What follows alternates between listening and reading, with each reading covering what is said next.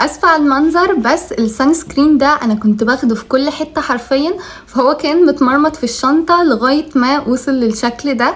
هو السان سكرين من كولاجرا، عجبني جدا. انا جبته اول ما طلع وعجبني جدا، بس بطلت اجيبه لسبب واحد، ان هو كان بيعمل وايت كاست وبيفرول كده على البشره، فدي الحاجه الوحيده اللي ما عجبتنيش فيه. بس من فتره رجعت جبته تاني وقلت اجربه تاني، ولقيت ان الحته دي ما بقتش موجوده فيه، فهم اكيد عملوا حاجه او غيروا حاجه في الفورمولا عشان يصلحوا الموضوع ده.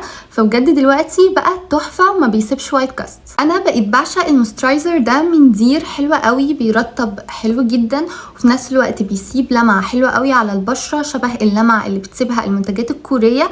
وانا ما شفتش اللمعه دي في اي منتج تاني، وهي لمعه حلوه، مش اللمعه اللي هو تحسي وشك مزيت، لا بيدي جلو كده حلو قوي. هو في نفس الوقت خفيف قوي، وهينفع في الصيف، هيكون حلو قوي لان هو بيرطب، وزي ما بقول لكم خفيف جدا.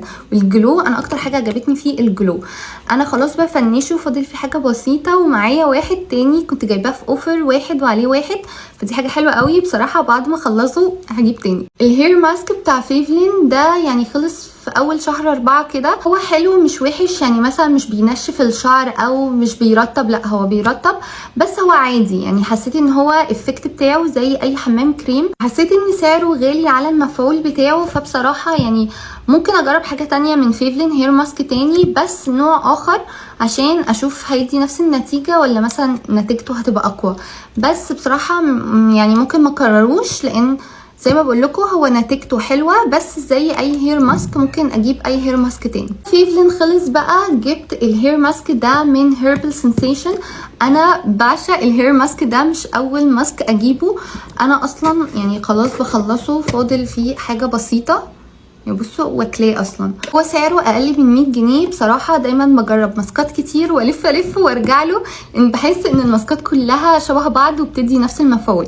وده اكتر هير ماسك اللي من الفئه سعرها قليل، وفي نفس الوقت مفعوله حلو قوي، ومفهوش برفيوم او مفهوش حاجه بتضايق شعرك، وبيرطبه. على فكره قوامه خفيف مش تقيل. ده برده من فيفلين، ده الهير كونديشنر بتاعهم، ده بقى اللي خطير. نزل ما بجد انا اول مره هير كونديشنر يعني بلسم استخدمه ويسلك لي شعري بسرعه، بيسلك لي شعري بسرعه قوي، وكميه الشعر اللي بيقع مني قلت جامد لما استخدمت البلسم ده.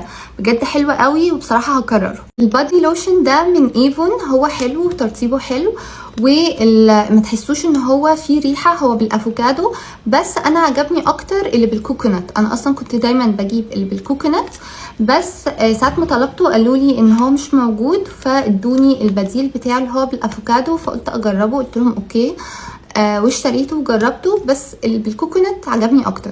هو يعني فرق بسيط جدا ما بينهم، وممكن الفريجرنس بتاعت الكوكونات الطف بالنسبه لي. وده كده كان ريفيو سريع عن كذا منتج جربته في شهر 4. قولي ايه المنتج اللي جربتوه من المنتجات دي وعجبتكم،